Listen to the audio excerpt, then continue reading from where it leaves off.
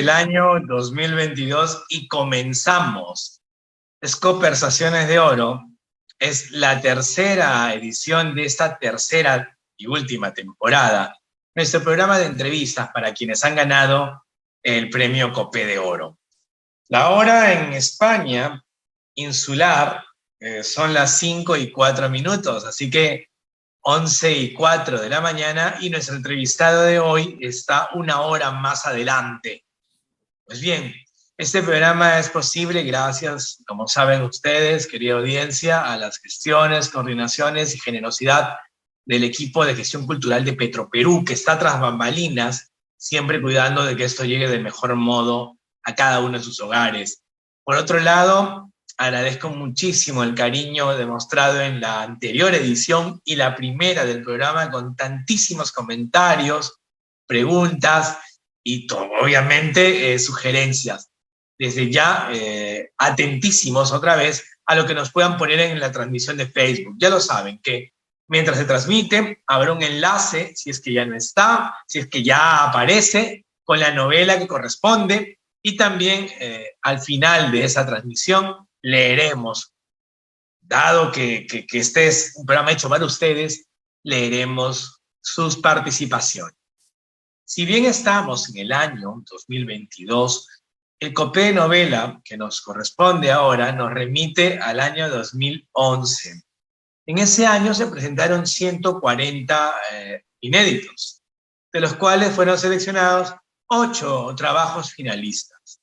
Se abrieron los sobres y se determinó que llegaron al podio final 3 novelas inéditas. 2 recibieron mención honrosa y la ganadora con la cual nos reuniremos a celebrar hoy. Pues bien, las menciones honrosas fueron tanto para Teresa Ruiz Rosas como para Marco García Falcón. El original que ganó tiene por título Ese camino existe. Se presentó bajo el seudónimo de Rumi. Le preguntaremos al ganador por qué esa elección. Por supuesto, cuando se abrieron los sobres, era Luis Fernando Cueto. El jurado de ese Copé, como siempre, estuvo conformado por gente de Petroperú, por supuesto, la Universidad Católica, la Universidad San Marcos, la Academia Peruana de la Lengua y el Ministerio de Cultura. Por Petroperú estuvo Ricardo González Vigil, Alonso Cueto por la Católica, por San Marcos, Américo Mudarra, Rivera Martínez, el querido Edgardo por la Academia Peruana de la Lengua, y Enrique Planas, Quique Planas por el Ministerio de Cultura. Pues bien, hemos dicho que el ganador de esa edición fue Luis Fernando Cueto. Y yo, permítame confesarles que con Luis Fernando tenemos una amistad que se ha ido labrando, no necesariamente en el Perú, sino en Europa. En especial en España y en especial en Barcelona, donde nos hemos ido encontrando más de una vez para compartir sendas bebidas espirituosas y discutir con el cariño que nos tenemos la literatura peruana ante todo, e intentar, como hace él y como hago yo y varios colegas más, abrirle un camino mucho más visible en el continente europeo. Luis Fernando no está en Barcelona ahora, como yo tampoco estoy. Él nos recibirá en Alemania, pero para que ustedes se familiaricen más con tu trabajo, que estoy seguro que lo conocen bien, hemos preparado un video con las fotografías que nos ha remitido. Vamos con el video.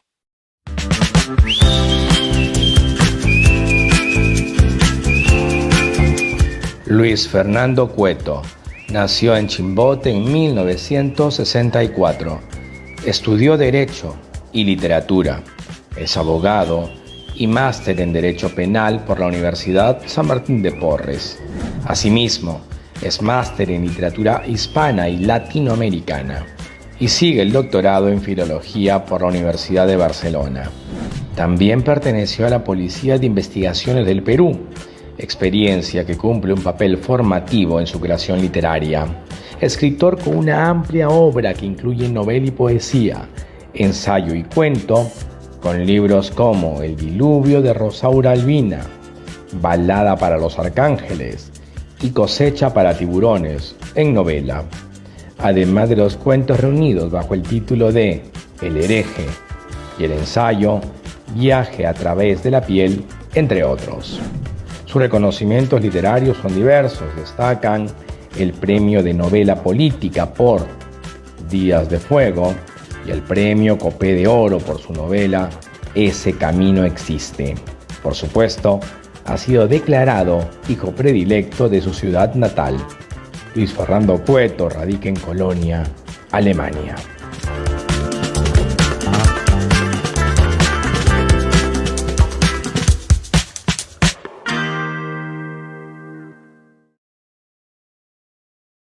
Luis Fernando, un abrazote. Gracias, Juanma, qué bonito detalle. Me has hecho viajar por el tiempo y recorrer mis libros, pero simplemente uno acaba convencido de que el tiempo no pasa en vano y ya me estoy volviendo viejo. Hombre, qué alegría vernos por pantalla. Creo que es la primera vez que nos vemos por pantalla, la verdad, que es incluso atípico, que siempre nos sentamos con una mesa de por medio y no un monitor. Sí, es algo raro. Yo recién me estoy acostumbrando a esta forma de comunicación, pero hay que entrar en todo. Claro. Recuerdo que la última vez que nos vimos fue en abril, en Barcelona, ¿no? Y justo has pasado una foto de la presentación que estoy con Dunia. Con Dunia, sí. Dunia. Qué bonito. Bueno, Bonito, esa es la magia pues, de la televisión, de los medios digitales de ahora, ¿no? Totalmente, Luis Fernando. Quiero recordarle a la audiencia que estamos en vivo, así que pueden ir comentando y saludando a Luis Fernando con todo el cariño que se merece y que nos genera. Hombre, tú has mencionado hace un ratito que has hecho un recorrido al pasado y lo hemos visto en las fotografías. Yo me voy a instalar no solo en el 2011, sino hacia atrás, porque esta novela es una novela fruto de meditaciones y de historias que recorren tu vida varios lustros incluso, ¿es verdad? Sí. Esa novela me demoré en escribirla más de 20 años. No sentado a la máquina, ¿no? Sino procesándola mentalmente, porque pasaron como 20 y tantos años para poderla escribir. Yo tenía una multitud de historias en la cabeza y tenía que darles un cauce narrativo y organizarlas en la cabeza mentalmente para después poderme sentar al fin, después de 2 décadas a la máquina y poder escribirla, ¿no? Y para mí fue como una suerte de catarsis, porque fui descargando muchas cosas y después me quedé limpio, no tanto, pero ya más tranquilo. Una cuestión que uno percibe desde el inicio de la novela es que una novela sobre Ayacucho, que no te das cuenta que no, una novela sobre Chimbote, no solamente ello. Esa ambición que va desde el inicio al final de la novela y que es permanente, ¿cómo la fuiste manejando, dominando y aprendiendo a abordarla creativamente? Ese dar un fresco de un Perú más complejo y tan amplio como el que está en Ese camino existe. Mira, yo había leído algunas novelas sobre la violencia. Entonces yo quería abordar un punto de vista distinto, ¿no? Que no sea una novela que trace una raya al centro entre buenos y malos, sino que se reflejara la condición humana, tanto independientemente de en qué bando se encontraran los protagonistas, ¿no? Entonces lo que se está haciendo ver es de que un conflicto, pues todos pierden.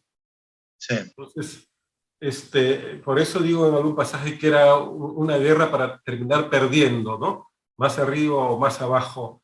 Entonces quise de alguna manera desembarazarme de maniqueísmos y de algún tipo de denuncia política o de adhesiones y presentar al hombre en un proceso en que ingresa a deshumanizarse por la violencia y cómo a pesar de todo ello aún quedan fibras en el ser humano que lo hace pues salir adelante, ¿no? Y respetar pues ciertos valores como la vida, ¿no? Y la solidaridad, que a pesar de todo lo que pasa, la violencia, la locura, la muerte. El hombre es un reducto de humanidad, no porque sea un ser humano, sino porque tiene algo que lo distingue de las otras especies de la creación, ¿no? Y a esa condición humana yo siempre quise llegar a exponerla. Yo creo que uno de los grandes aciertos del tratamiento novelístico que llevas adelante aquí es el gran peso con que trabajas la dimensión de los personajes. Desde la entrada en la novela tenemos a este general Júpiter y más adelante a Cubo. Y entonces uno va adentrándose en esta historia a través de tantos más. ¿Cómo fue para ti el trabajo de caracterización de cada uno, por lo menos de los protagonistas de esta historia de varios centenares de páginas? Mira, la historia tiene un sentido desde el primer capítulo en que uno llega a la base y tiene ya que cambiarse de nombre. Sí. Buscar un seudónimo y ya comenzar a trabajar prácticamente en otra dimensión, ¿no?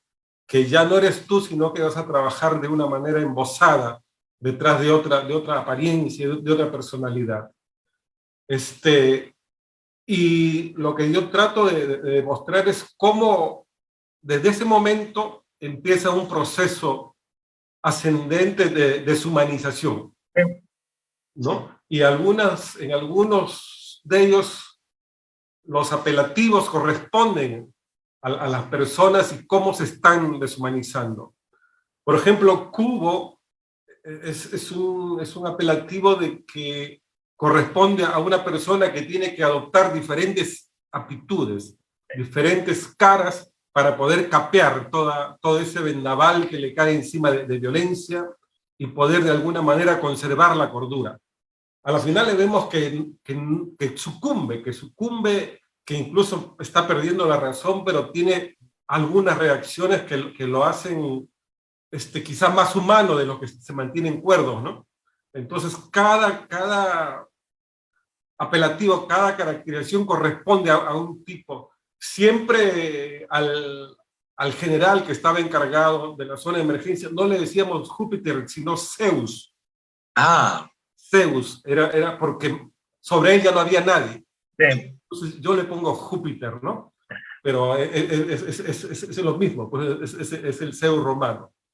Claro. En esta, para no dejar ir en la mención de los seudónimos, los chaplines, los apelativos, hay un escribir en esta novela, que no es la única, sino es un eje de tu propia construcción narrativa, de un esfuerzo también de reconstruirnos y ofrecernos un habla peruana en sus diversos registros. Y ahí hay un trabajo muy dedicado y también muy comprometido. ¿Por qué es tan importante este rol del manejo del lenguaje, mi querido Luis Fernando? Yo siempre digo, cuando se me pregunta eso, que yo escribo en peruano, porque el castellano del Perú tiene sus características que lo diferencian del castellano de otros países de Latinoamérica. Tiene sus modismos, tiene sus sentimientos, sus dobles sentidos. Entonces yo siempre apunto a escribir eso. Tengo en mi mente siempre que está en este ensayo del narrador de Benjamin, que para mí es como una sentencia que la tengo siempre en la cabeza, ¿no?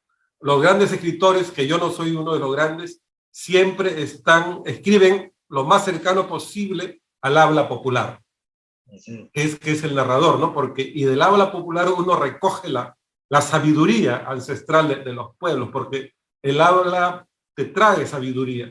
Entonces yo siempre ando con el oído muy atento a captar la forma de hablar y trato de escribir así, de alguna manera, como es el lenguaje coloquial de los peruanos. Y me pasa algo muy raro porque una última novela que he escrito está ambientada en Barcelona, de un peruano que llega a ser patria a Barcelona, y también viene la dificultad de luchar con las distintas formas de hablar que hay en Barcelona, porque tú te acordarás que cuando vas por la Rambla escuchas 10 idiomas, claro. Y ahí tienes que ubicarte, ¿no? Entonces ya es otra aventura y otra puesta a prueba ahí, pero Sí. siempre trato de ver esas contradicciones, ¿no? De ese hombre que habla en peruano, que está discurriendo en un país, en una ciudad cosmopolita donde hablan todos los idiomas del mundo. En este contexto, acabas tú de mencionar hace un rato sobre este camino de tus personajes, y algunos de ellos a un camino de demolición, de destrucción. Y cuando uno mira hacia atrás en tu novelística, obviamente este es uno de los grandes obsesiones de tu creación literaria, ese camino en el cual el ser humano está pugnando por no deshumanizarse. No obstante, si hay algo que a mí me volvió a hacer sintonía al releer Ese camino existe, es que la existencia de un camino es la esperanza, o por lo menos ciertas formas de anhelo. Permíteme para la audiencia leer este pequeño fragmento en que Braulio dice lo siguiente a Américo: tú no puedes morir por Santiago, por Nativa, por las personas que te quisieron. Tú estás obligado a vivir. Si yo tuviera que escoger a uno solo de nosotros para que viva, ese serías tú. ¿En qué medida el creador literario, Luis Fernando Cueto, siente esa forma de piedad por sus criaturas literarias? Es importante esa forma también de conmiseración y de afecto por los personajes. Bueno, yo creo que sí, pero yo lo que a veces construyo personajes que puedan ser en sí mismos ángeles y demonios, Sí. que sean muy ambivalentes, que en la mañana pueden cometer la más sublime de las bondades y en la noche la más terrible de las maldades. Pero siempre creo que veo en el horizonte una esperanza, ¿no? Y de ahí viene el título de la novela, ¿no? Ese camino existe, porque quería hacer ver que detrás de toda esta caravana de muerte y destrucción que atravesó el país, había siempre un camino, una oportunidad para la esperanza, por el futuro, porque un país sin esperanza, sin proyección al futuro, está condenado a la desintegración, a la Sí. destrucción. Entonces yo quería hacer ver eso. Y de ahí viene el seudónimo que adopté, porque leía por esos días a Alejandro Romualdo y me Sí. encuentro con unos versos, ¿no? Que decía: si a mis palabras se la lleva el viento, aquí dejo esta piedra. Firmemente dejo una esperanza más fuerte que el dolor y que la muerte. Entonces opté piedra en quechua, ¿no? Que es Rumi, que era la Sí. esperanza para Romualdo. Ah, de ahí viene. Hombre, Luis Fernando, ahora que hablas de Romualdo, yo no puedo dejar pasar. Tú tienes la edición española ahí en mano, ¿cierto? De Ese camino existe. Oh, sí, ¿Sí? sí, sí. Tengo una gentileza. ¿Puedes recordarle a nuestra audiencia a quién está dedicado el libro?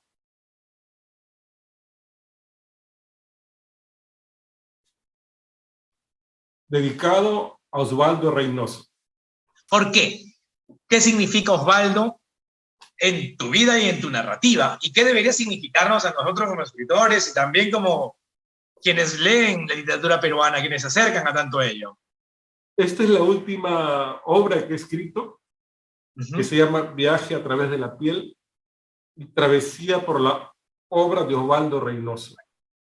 Yo le prometí a Osvaldo, más o menos en el 2012, 2013, que yo iría a escribir alguna vez un libro sobre su narrativa, un ensayo sobre porque era como una muestra de gratitud, porque él en algún momento gravitó mucho en mi literatura y también en mi vida, ¿no? Porque yo era un joven que no tenía muchos horizontes, no estaba muy seguro en el campo de la literatura y él siempre me orientó y tenía ciertas cosas en la cabeza que no me dejaban andar tranquilo, ¿no? Como ciertos cargos de conciencia y cosas así, ¿no? Entonces él aparte de un consejero en el campo de la literatura, fue como un guía en la vida, un maestro de la vida, ¿no? Ah, no como un superhombre, sino como alguien que te enseña a partir de sus fracasos, de las cosas que hizo mal, ¿no? Y que te va diciendo para que tú no las repitas, ¿no? Y a mí me sirvió de mucho. Él era, pues, una persona marxista, pero un marxista muy especial, ¿no? Un marxista que se decía ateo, pero que hacía las cosas con mucha fe y que conocía muchísimo de religión, no solamente de la religión católica. Y yo lo conocí cuando yo tenía 20 y tantos años. Él todavía estaba en la China, había venido de vacaciones, y después nos reencontramos después como unos 10 años, que él llegó a Chimbote y quería inaugurar una biblioteca en el prostíbulo de Chimbote. Ah, mira. Y la llegó a inaugurar. La biblioteca se llama José María Arguedas. No me Que es digas. el escenario, pues, del Zorro de arriba y el Zorro de abajo, ¿no? Entonces yo me embarqué en esa aventura, logramos hacer la inauguración, y hubo un periodista que se coló, y a los días siguientes la noticia dio la vuelta al mundo porque la pasaron en CNN. Entonces Qué tuvimos un bonito. cuarto de hora de fama. Pero un día conversando, yo quería decirle ciertas cosas, ¿no? Sí. Y yo le dije: Osvaldo, ¿sabes qué? Yo quiero confesarte algo. Tú has sido profesor de la Cantuta, eres marxista, has orientado a chicos, ¿no? Seguramente en tu ideología, pero yo quiero confesarte de que yo he pertenecido al otro bando. Yo he pertenecido a las fuerzas policiales y he combatido en la zona de emergencia. Y me dijo: no te preocupes por eso. Me dice: yo lo supe desde el momento que te conocí. Mira tú. Siempre lo había sabido, y siempre me trató con un cariño y una deferencia muy especial, ¿no? Eso para mí lo pinta de cuerpo entero, ¿no? Es verdad, es verdad. Y a mí me pasa una cosa muy peculiar ahora que estamos hablando, Luis Fernando, y como nadie toma mal las confidencias, sino todo lo contrario, cuando yo vuelvo a Lima, tengo la sensación de que todavía están vivos aquellos que ya se nos han ido hace unos años. Entonces llego a Oh, lo Lima, a mismo veces me digo, pasa a oye, me mí. gustaría ir a tomar algo con Miguel Gutiérrez, que tiempo no. Y Dios, dices tú, no, ya no está Miguel, ¿no? Lo mismo con Osvaldo, con Edgardo y cuantos más. Es muy complejo también saber y sentir algo que tú felizmente has resuelto bien, has cumplido hermosamente con el libro En torno a Osvaldo. A mí me pasa un poco esa forma de herida con Carlos Eduardo Zabaleta, porque sobre Oh, Miguel he escrito, pero el viejo Zabaleta hay algo ahí todavía por hacer para rescatar 12, 15 grandes cuentos. Y con Zabaleta tienen además en común ustedes Ancash. claro, sí, sí, sí. Ahora que lo menciono, ahora que lo pienso. Y entonces, más allá de esta evocación, yo no quiero dejar ir a Ancash. Sin vos te has mencionado, bueno, ¿cómo es el mar? ¿Qué significa el mar para tu propia creación literaria? Y esa sensación vital que está en más de una novela tuya. Para decirte que yo estoy aquí en Colonia, que tiene río, no tiene mar, pero estamos como a 2 horas del mar de Holanda, ¿no? Y como a 5 horas de Hamburgo. Entonces yo le digo a Elena, mi pareja, de que yo lo máximo que aguanto sin ver el mar son 2 meses. Así que cada 2 meses tenemos que planificar a dónde vamos a ver el mar. Bueno, cuando estaba en Barcelona no tenía problema, pero siempre en este mundo que he estado viajando, siempre he recalado en lugares que son puertos, en Valparaíso, en Barcelona, en San Francisco, siempre en puertos. Y yo tengo, creo, ya una configuración hecha de un hombre de mar, porque he nacido, he abierto los ojos en el mar. Yo vivía a 2 cuadras del mar, y el mar era el patio de mi casa. Entonces yo salía, almorzaba, tomaba desayuno y corría al patio, al mar. Todos nosotros somos acuáticos, anfibios. porque a los 3, 4 años ya sabíamos nadar en el mar. Entonces, y eso está necesariamente presente en mi novela. Yo creo que en las 2 primeras, por ejemplo, Lancha Varada y Llora Corazón, es una novela portuaria, marítima, donde se puede, creo yo, trascender el aroma salado del mar, ¿no? Y el mar te configura, te crea una especie de geografía humana, ¿no? Una forma de ser, ¿no? Y eso para mí está claro, ¿no? Porque el ambiente, la geografía, de alguna manera determina a las personas. Y yo creo que yo estoy determinado por el mar, ¿no? Es inevitable. Así estamos hechos. Y tú eres del Callao también, ¿no? Mi madre es chalaca, Ah, y a mí ya. me determina el mar. Es decir, ya mira, yo he llevado lo del mar a un nivel insular. Ya yo tengo Claro, mar. ahora ya. Sí. Ya imagínate.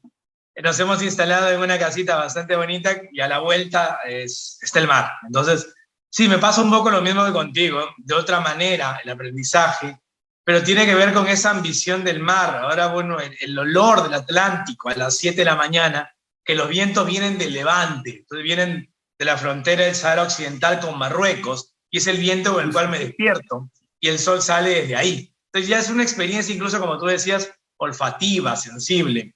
Sí. Oye, Luis Fernando, una de las cosas que a mí se me hace admirable de tu literatura, ya no solamente en Ese Camino Existe, pero también aquí, es que uno tiene la sensación de tu notable habilidad y facilidad, dicho entre comillas, para contar algo.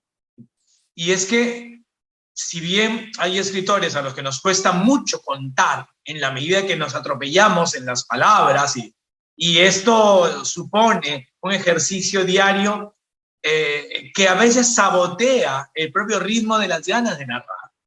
En tu caso, siempre uno cierra un libro tuyo teniendo esa aura del contador de historias de gran vértigo, además. ¿Funciona así? ¿O es parte de la estrategia creativa que hace pensar que fluye de ese modo y es tortuoso todos los días? Me gusta contar, pero más oralmente. Ah, muy bien. Algo que me quedó de Osvaldo era su gran facilidad para contar. Los grandes cuentos de Osvaldo no fueron escritos, pero yo me pasaba noches y madrugadas enteras escuchándolo hablar y no se me ocurrió nunca tener una grabadora. Pensaba que nunca se iba a morir, ¿no? Porque contaba historias que eran fantásticas, muy locas. Pero en mi caso, a veces no es tan fácil, ¿no? Como dice Bryce, lo difícil es escribir en forma fácil. Eso es muy complicado, muy difícil. Pero es cuestión de seguir una hilación y no perderla y hacer ver de que las cosas fluyan, ¿no? El lenguaje fluya, la narración fluya. Y eso no siempre es fácil, ¿no? Como todo escritor, y yo sé que a ti también te ha pasado, en algún momento de un libro nos atracamos, como decimos en el Perú, las cosas no salen, entonces hay que dejar reposar, dar vueltas y volver a ver el tema. Eso me pasa muy seguido, ¿no? Porque creo que algo que yo tengo es que yo me sé leer. Ah, qué interesante. Y sé leerme. O sea, no necesito casi que venga otro a leerme y ver dónde me estoy empantanando.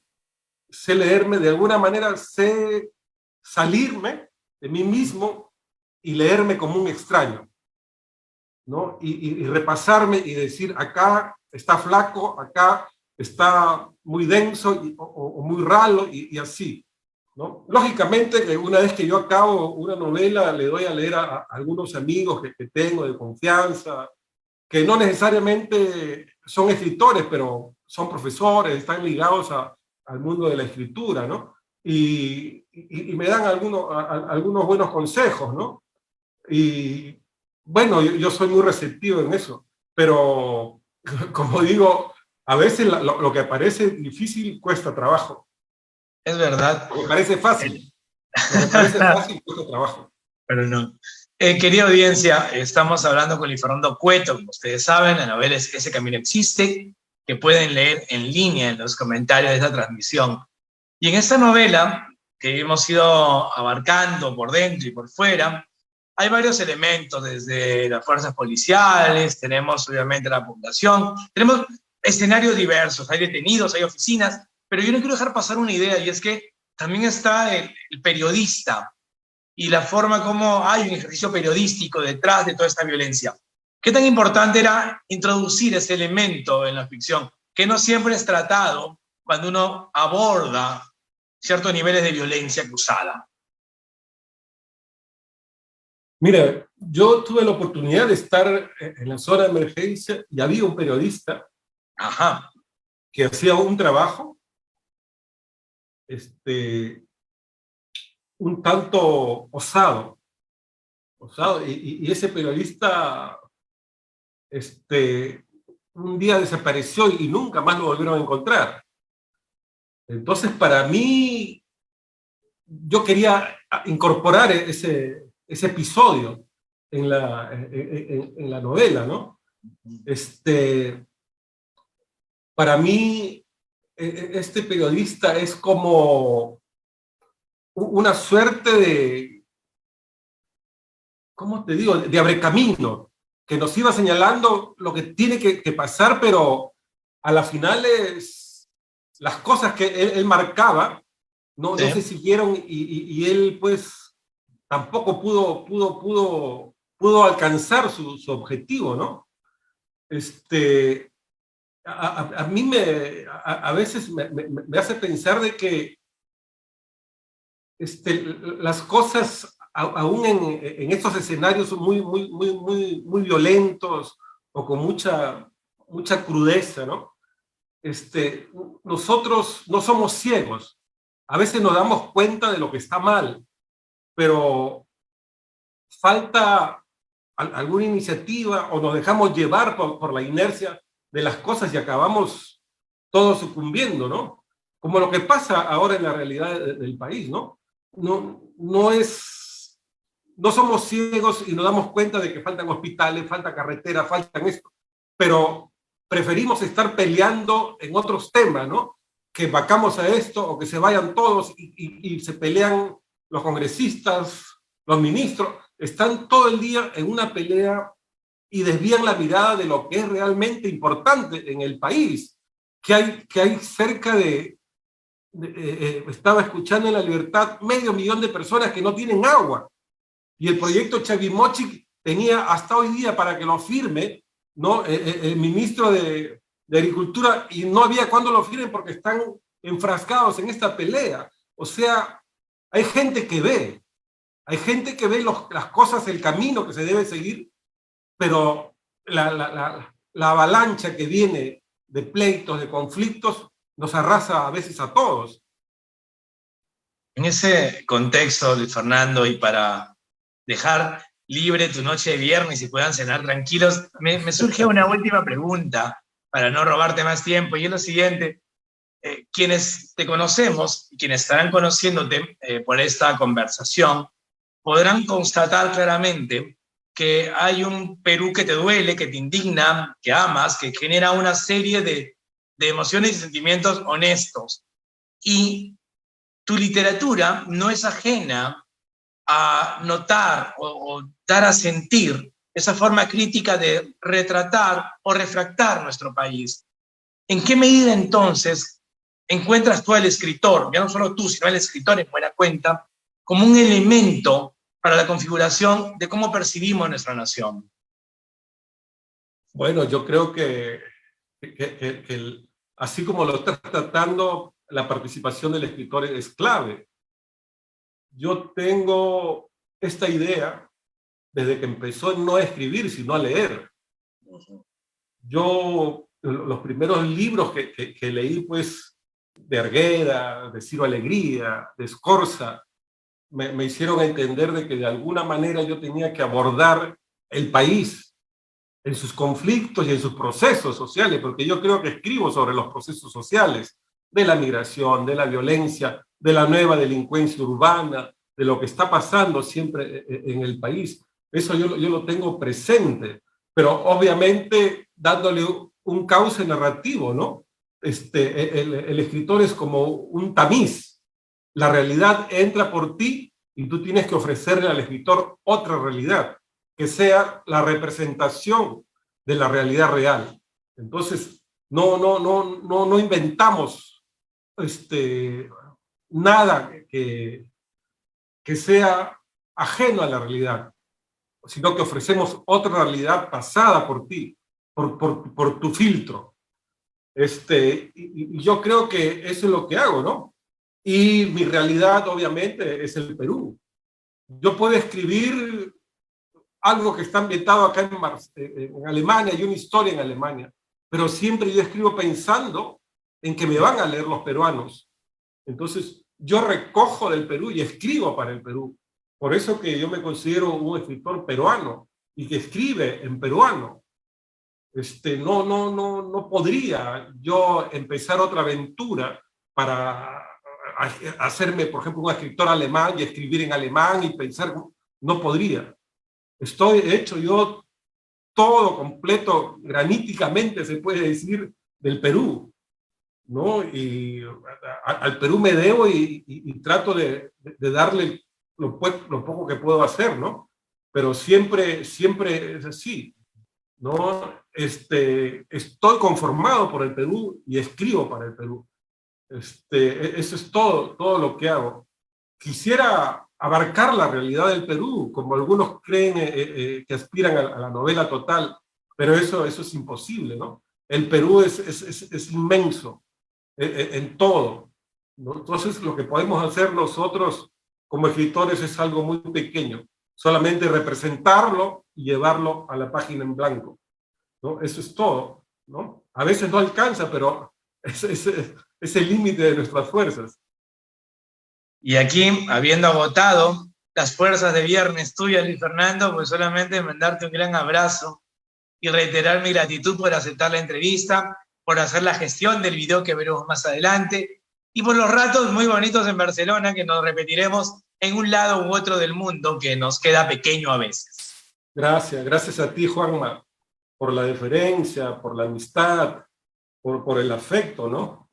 Y gracias también a Petroperú por acordarse de mi trabajo, ¿no? de este premio que ya pues ha pasado una década y gracias a Dios el libro se sigue reeditando, está siempre siendo materia de comentarios y bueno, es algo que me reconforta, ¿no? Y que me da la idea de que valió la pena ingresar en este oficio, ¿no? Valió la pena sin duda, hombre. Gracias. Un gran abrazo hasta por allá. Han sido muy amables. Gracias, Luis Fernando. Un abrazote. Cuídense mucho ustedes. Gracias. Suerte en todo. Gracias. Y el programa continúa con lo anunciado. Tal como en la semana anterior tuvimos una invitada especial, pues esta vez también. El caso de hoy es la escritora Denise Vega Farfán, que ha tenido la gentileza con este programa, que es muy desprendida a ella, y por supuesto el rato de amistad con Luis Fernando, de grabar un fragmento de Ese camino existe para la audiencia. Así que no se lo pierdan, los siguientes minutos son de este video que ahora comienza.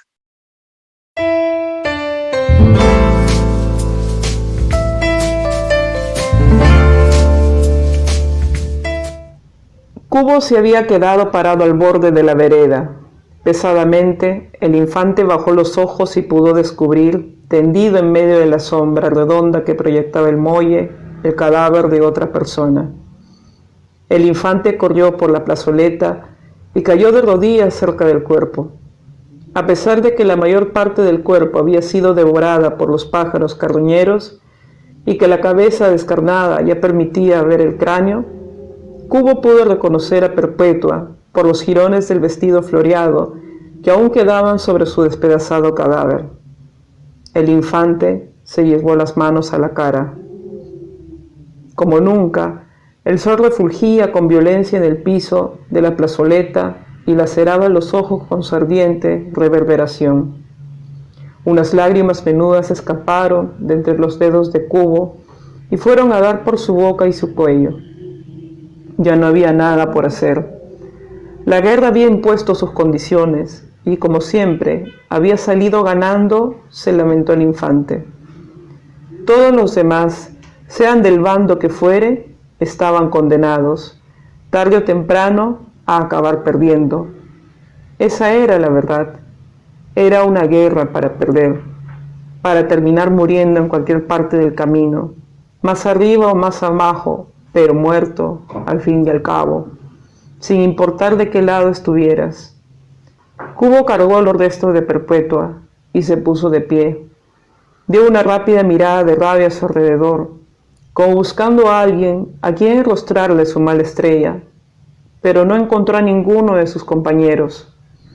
Con pasos lerdos, se enrumbó por el centro de la calle principal, por aquella que conducía al bosque Alisos. En su camino, se tropezó con los cadáveres de los 3 forasteros que habían llegado a Chungui con intenciones de hacer negocios, pero no se detuvo ni siquiera a mirarlos de reojo. Pasó por encima de ellos como un autómata, como un ser que hubiera perdido toda sensibilidad y motivo para seguir viviendo. Llegó al seto de Alisos y allí tendió el cadáver de la mujer, a un costado del camino. Poco a poco, con sus manos, lo fue cubriendo con la tierra húmeda y la hojarasca del seto. Luego, lo revistió con unas lajas blancas del borde del sendero. Después, se quedó parado un rato delante del túmulo blancuzco, como buscando algunas palabras, algo que despejara su mente atormentada. Al cabo de esos largos minutos, se hincó de rodillas, cerró los ojos y pegó un lastimero suspiro. Voy a encontrar a tu hijo, Perpetua, te lo juro, dijo, y cuando acabe toda esta mierda, voy a regresar a verte. Pase lo que pase, voy a regresar. A media tarde, después de haber enterrado los cadáveres de los 5 marinos, de los 3 forasteros y de Lopa Carmelo, el pelotón se alineó en el camino que marcaba la salida por el lado norte, listo para abandonar ese pueblo fantasma, ese desolado lugar donde la muerte y el terror habían desterrado a la vida. Impaciente, moviéndose de un lado a otro delante de la tropa, con la gruesa cicatriz que brillaba enrojecida en el centro de su cara, el teniente Chacal esperaba que apareciera el capitán Shogun para dar la orden de retirada. En un momento, después de una tensa espera, la figura del capitán hizo su aparición por un extremo de la calle. Los marinos no podían creer lo que se presentaba ante sus ojos. Completamente desnudo, tan solo ataviado con la cinta roja en la cabeza, la espada bruñida en una de sus manos, Shogun venía a darles el encuentro. Los hombres se llenaron de pánico, pero a pesar de ello, no se movieron de sus filas. Solo el teniente Chacal desenfundó su pistola y la rastrilló.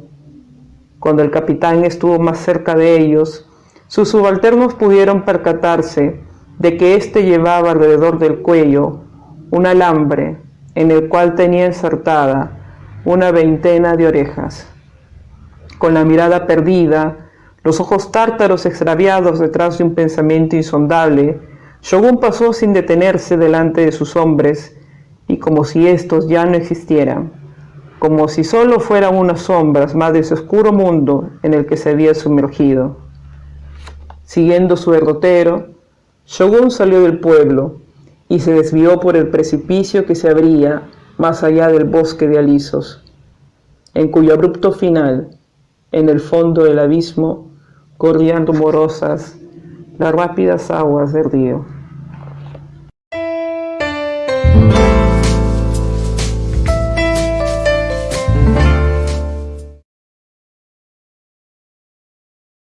Gentileza muy grande de Denise Vega Farfán con este video que le agradecemos de parte del programa y de mi parte muy especialmente a Luis Fernando por habernos dado esos 20 y tantos minutos de conversación tan personal, tan íntima y también tan creativa.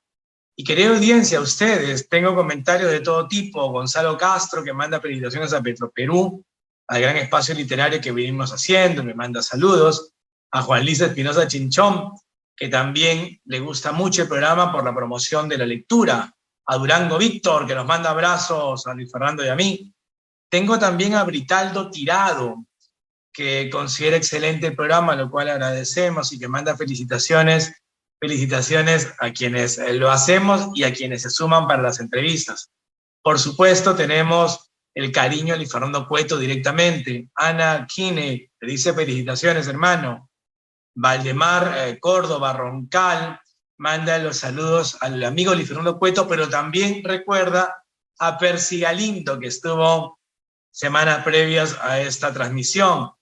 Ana María Tamayo, muchísimas gracias por los saludos a Luis Fernando Cueto, que además pues comienza ella a comentarnos la dignidad del trabajo de Luis Fernando y la manera en cómo nos lleva a mirar de otros modos, no desprovistos de afecto, pero sí también con crítica a nuestro país. En fin, esto es Conversaciones de Oro para ustedes, querida audiencia, un programa que hacemos mirando hacia atrás a quienes ganaron el oro del premio COPE de Petroperú, pero que está instalado en el presente y se proyecta claramente hacia el futuro.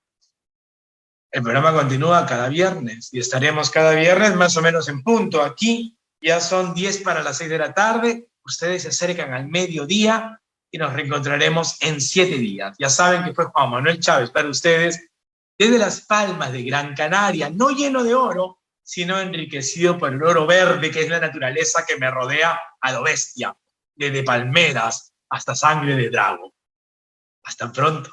En 7 días nos reencontramos. Muchas gracias.